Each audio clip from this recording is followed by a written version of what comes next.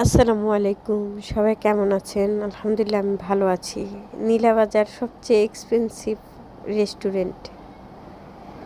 এখানটা অনেক সুন্দর, রেস্টুরেন্টটা সাজানো গোছানো, লাইটিং করা, সব কিছুই ঠিক আছে, কিন্তু এখানে খাবারের দাম অনেক বেশি, আকাশ ছোঁয়া দাম। আমাদের মতো মধ্যবিত্তের কাছে এখানকার খাবারের দাম অনেক বেশি।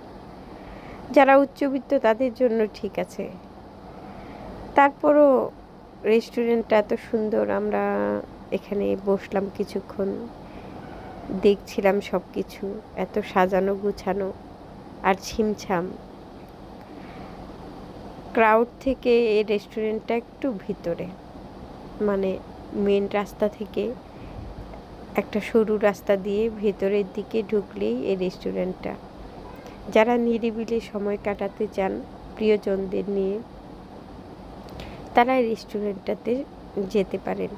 এখানে বাহিরের দিকেও বসার জায়গা রয়েছে আর ভেতরেও বসার জায়গা রয়েছে।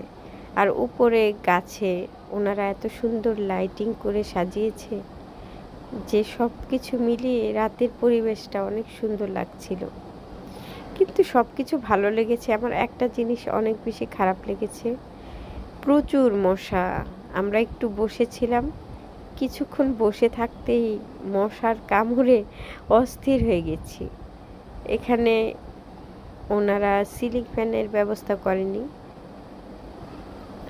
দাঁড়িয়ে যেই ফ্যানগুলো চলে না, ওই ফ্যানগুলো ওনারা ছেড়ে দেয় অর্ডার করলে। তো আমরা একটু রেস্ট নিলাম।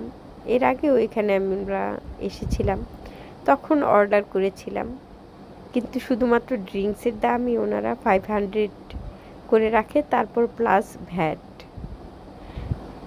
তাই আমরা এখানে বসে কিছুক্ষণ সবাই গল্প করলাম, আর সবচেয়ে বড় কথা অর্ডার করতাম।